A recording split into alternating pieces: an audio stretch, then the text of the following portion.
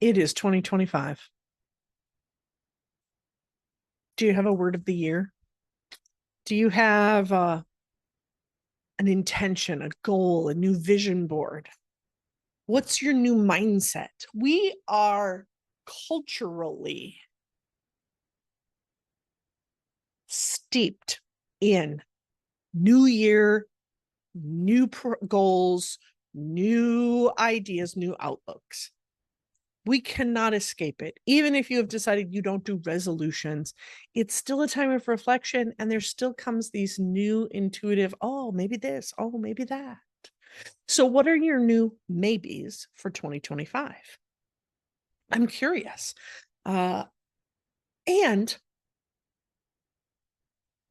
what are you bringing forward from 2024? Probably more important. What are you leaving behind? What are you bringing forward? Let's talk about that for just a little bit. You see, there are things that didn't work for you in 2024. There are things that didn't work for me in 2024. And at the end of every year, I do a little bit of reflection. What didn't work? Well, I don't want to do that again. And normally, I've kind of already stopped. Sometimes there's things that are still lingering. So maybe it is an assistant that's not quite cutting it. Maybe it is, oh, those ads that I'm running that still aren't paying off. Maybe it's a marketing company that you hired or the website that you just redid, but nobody's signing up for any of your things. What are you leaving behind in 2024? And what are you bringing forward into 2025? One of the reflections I invite you into is to think about where your leads are coming from.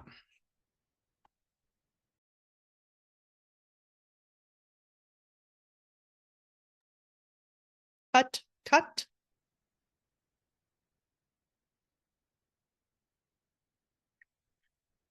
You see, if you're getting great leads from certain sources, certain lead generators work more than others.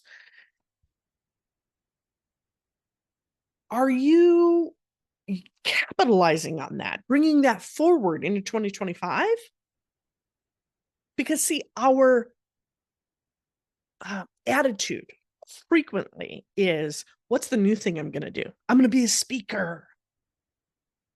What paid my bills last year was podcasting. And this is true for me personally. So let's talk about Laura here for just a little bit. When I sat down to do a reflection in November and December of where my leads came from, the majority of my income came from two places: one-to-one networking and this podcast. Fantastic. One-to-one networking works well, but it's time consuming. And so, because of some of my future goals, one of the things I want to do is buy back some of that time. So I sat and I thought, okay, great. The podcast, it's out there, it lives on its own, it's its own entity. How do I capitalize on the podcast? By creating more valuable content, by distributing it more places.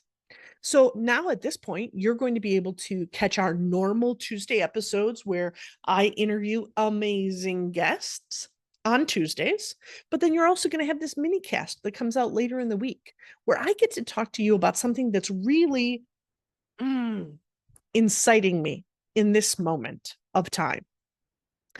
If you go back to our social media series, you will find that because of my human design, that is what works really well for me, is to be able to talk about what's currently a little in my side. So this is a great opportunity to do that, to bring you more valuable content and then increase my distribution. So not only is this mini cast going to be existing on the podcast, but if you want to watch it video style, I'm growing my YouTube list. I also realized that I am underutilizing my emails, social media. And so I sat down and created a strategy of how to use the podcast to be able to fulfill so many more marketing opportunities because I'm already doing the podcast and I already know it works. So, you, friend, what are you already doing that you know works? Now, there's a few of you right now who are listening that go, nothing. I don't know if anything is working right now. I get that. We've all been there at one point or another, and it stinks. It is hard. But what might be true is the way that you're describing your coaching business may not be working.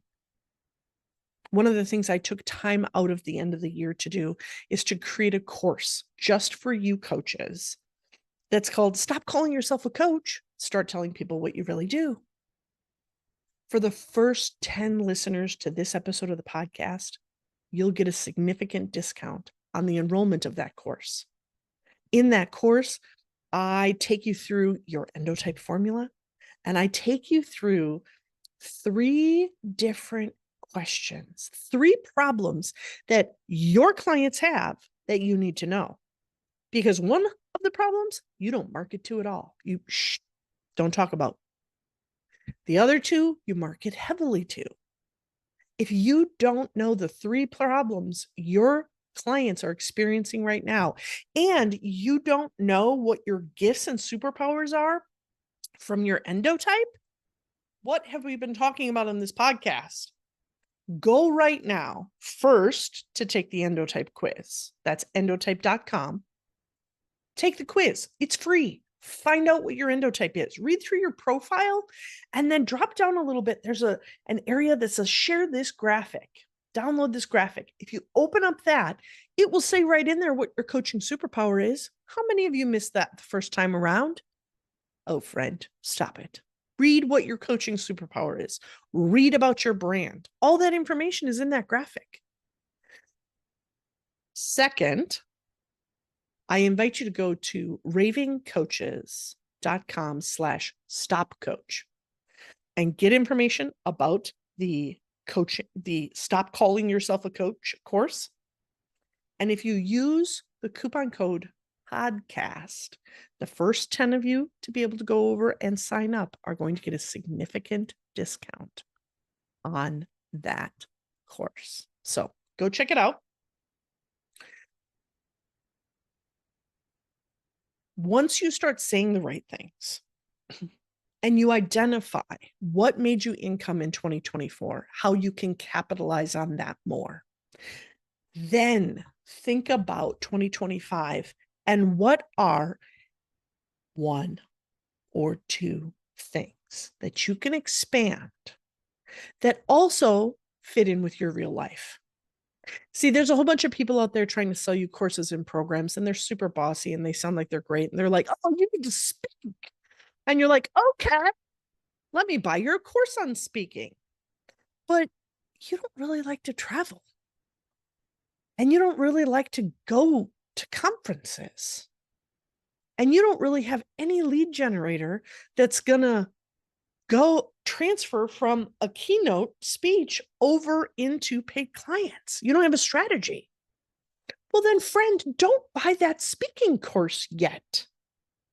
We have to build the foundation before you buy the course that helps you improve your speaking, or before you buy the support to go apply for a whole bunch of speaking positions. Do things strategically and in the right order this year. So, what are you bringing forward and what are you leaving behind? Drop me a note and let me know. Mention it in the comments. I'd appreciate it. We'll talk again soon. Keep on rocking.